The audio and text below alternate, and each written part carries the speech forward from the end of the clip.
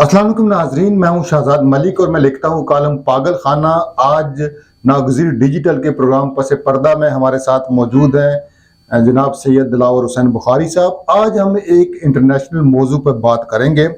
सदर ट्रंप का आज पहला दिन था, उनके इक़्तिदार का पहला दिन था और एक हंगामा खेज दिन रहा ट्रंप का।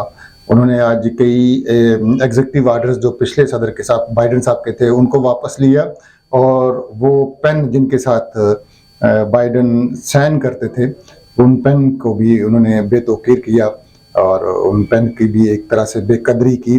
और फिर हमने आज उनको ये भी देखा कि वो स्टेज पर सुल्तान राही की तरह चल रहे थे। आज हम दिलावर बुखारी साहब से पूछेंगे कि बाइडन के जाने के बाद और ट्रंप साहब के आने के बाद हमारे हालात क्या बदलेंगे। जो लोग खुशियां मना रहे हैं, ट्रंप से ज़्यादा भी कुछ लोग खुश हैं यहाँ पर, क्या उनको उनकी मंजिल मिलेगी? ट्रंप इस्लामी दुनिया की तवक्कुआत पर पूरा उतरेंगे? बिलखसूस क्या इमरान खान साहब को कोई रिलीफ दिलवा पाएंगे? जी दिलावर बुखारी साहब। बहुत शुक्रिया शाहजाद मलिक साहब। मैं ये समझता हूँ कि ट्रंप को ये चाहिए था कि जब वो जीत चुका है और जीतने के बाद जो आज उसने ये कलमों की बेतौकीरी की है और जो उसने अपने साबिक जो सदर थे उनका उन्होंने जो है ना कहा, आज कल में आपने देखा कि पूरे जो मजमे में उन्होंने फेंकी हैं। लेकिन एक सदर को, एक ज़िम्मेदार आदमी को, एक मुल्क का, ऐसा मुल्क जो दुनिया का सुपर पावर मुल्क है, उसकी अपने एक कानून कायदा और ज़ाब्ता है और उसकी अपनी एक पॉलिसी है। आपने देखा है कि इसको सुपर पावर बनने का मेन वजह यही है कि ये अपनी एक पॉलिसीज़ लेकर चलते हैं, वो जो सदियों सालों तक होती है और वो उसी पॉलिसीज़ को आगे लेकर चल रहे होते हैं। लेकिन इनका इस तरह का करना, मैं ये समझता हूँ कि ये कोई मैं नहीं समझता कि ये कोई बहुत पॉजिटिव साइन था उनका या उनका कोई भीतर कोई उनका मुखालफिन के खिलाफ यानी बदतमीजी वाली ज़ुबान इस्तेमाल करना, उनको अपने अमल से नीचा दिखाना, काम से नहीं अमल से नीचा दिखाने की रवायत हमने देखी कि नरेंद्र मोदी साहब जो हिंदुस्तान के वज़ीर आज़म हैं वो भी ऐसे तल्ख और जहरीली बातें भी और रवैये अख्तियार करते हैं। हमारे खान साहब थे, वो भी कहते थे हम जेलों से एसी उतरवाएंगे, टीवी बंद कराएंगे, मुंह पे हाथ मारते थे, फलां का ये करेंगे, उसका वो करेंगे, ललकारते थे। और अभी ट्रंप साहब तो खैर हैं ही अखड़ मजाज आदमी। ये सर इंटरनेशनल सिनेरियो है, यानी तीन बड़े मुल्कों की क़यादत को हमने ऐसे देखा मुश्तिल। दिलावर बुखारी साहब, आप क्या समझते हैं कि 21वीं सदी में हमारे हुक्मरानों और सियासतदानों को ऐसे रवैये अपनाने चाहिए? देखिए, आपने ये देखा कि आज इससे पहले जिस तरह आज ट्रंप का आपने देखा और इसी तरह मोदी को भी आपने देखा होगा कि जब भी वो इसी बाज़ों का तकरीर में या किसी ऐसे मामलात में वो भी तैश में आके उनका भी इसी तरीके के फैसले होते हैं और वो वैसा ही करते हैं जिसे आज जो ट्रंप ने किया। उसी के साथ साथ यहाँ पर भी जेल भरो तारीख भी चली और लोगों को जिस तरह आपने कहा कि जेलों में भी बंद कर दिया गया और बड़े बड़े इस तरह के इंतकाम हुए जो हमारी रियासत के अंदर पहली दफ़ा देखने को मिले।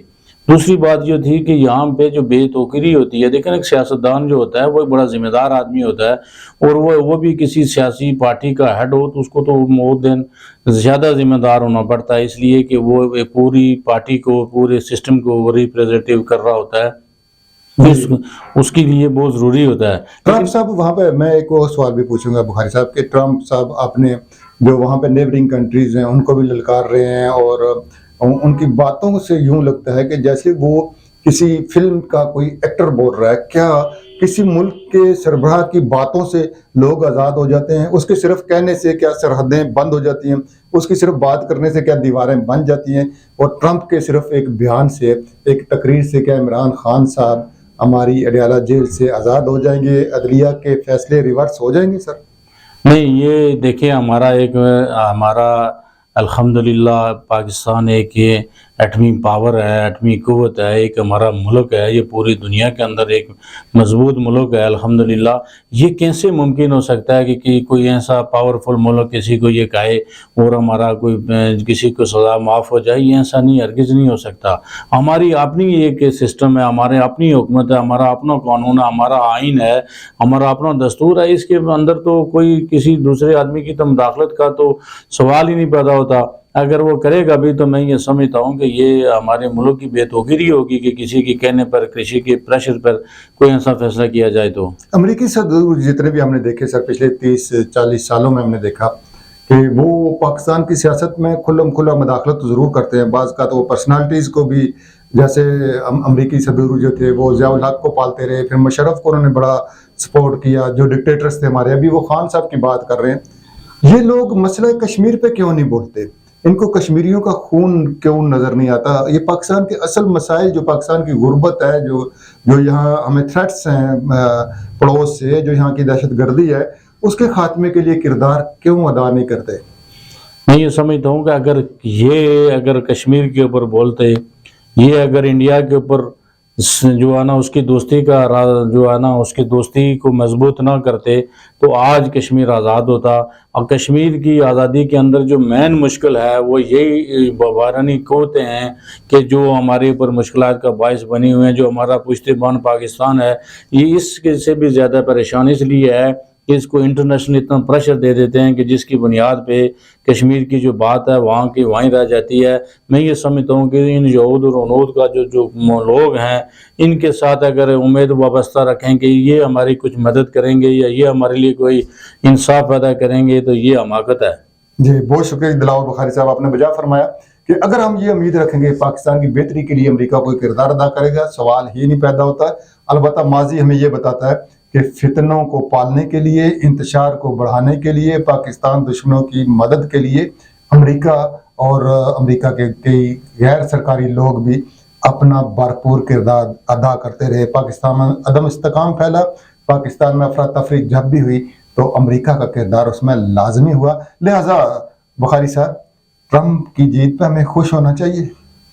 دیکھیں اس کی جیت پر خوشی یا غمی ہمیں تو کوئی سروکار نہیں ہے اسے، وہ جیتے یا ہارے ہمیں اسے کوئی وہ نہیں ہے، نہ میں اس کی جیت پر خوشی بناتا ہوں نہ میں غم بناتا ہوں۔ جی، یعنی ہمیں اپنی کشتی سنبھالنی چاہیے، ہم نے اپنے مسائل خود ہی حل کرنے ہیں۔ پروگرام پس پردہ سے شہزاد ملک کو دیجیے اجازت، اللہ نے کے بعد۔